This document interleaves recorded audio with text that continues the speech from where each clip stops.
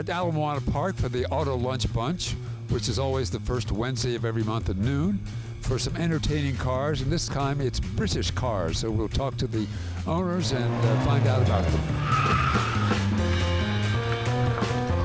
So we're here at the Auto Lunch Bunch, and Brett Pruitt, who is the head of the British Car Club, also has a British car, and he's going to tell us a little bit about it. Okay, this one is kind of a special car because the guy that won the original international race in a Sprite, which this is, in 1958, owned this car. And Sports Car Hall of Fame, legend with Austin Healey guys, and he happened to live in Molokai. Molokai? Yeah, and I met him because we flew him in for a British Karte meeting, and he brought this film about this 58 race where they went 2,400 miles on dirt, unfenced roads through the Italian and French Alps. So let me ask this. Obviously, right-hand drive, how much horsepower does it have? It's 68 at the best days.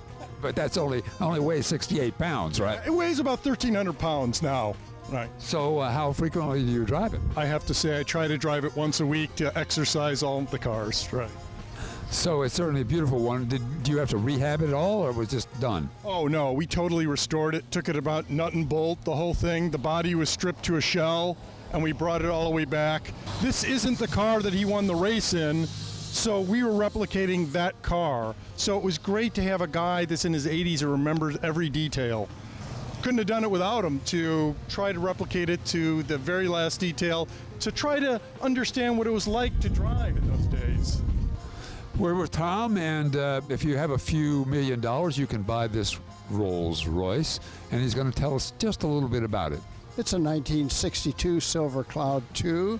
They made 2,737 of these.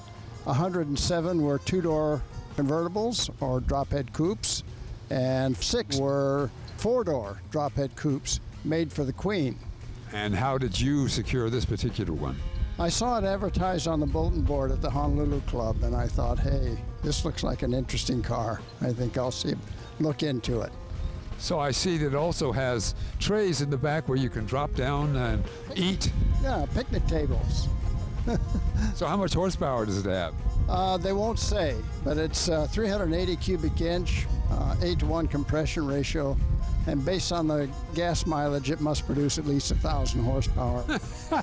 Based on the gas mileage. Yeah, I'm picking up about 7 around town and 12 on the road. So among the cars out here at the Auto Lunch Bunch is this Bentley, 1954.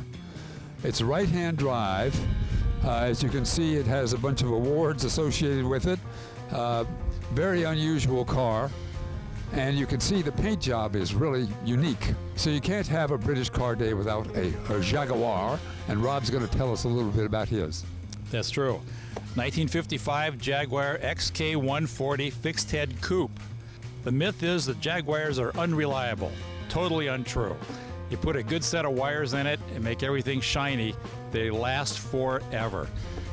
Bulletproof engine, beautiful lines. I just love this car, and I've had it for I'll bet coming up on 30 years now, and it's after I put in a new wiring harness, it has been 100% reliable.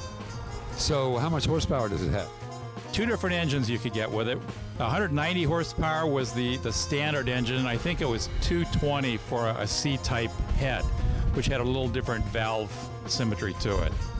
Well, it's a beautiful car, thanks. So that's it here at Ala Moana Park. Don't forget, Auto Lunch Bunch, first Wednesday of every month. We'll always have interesting cars. On the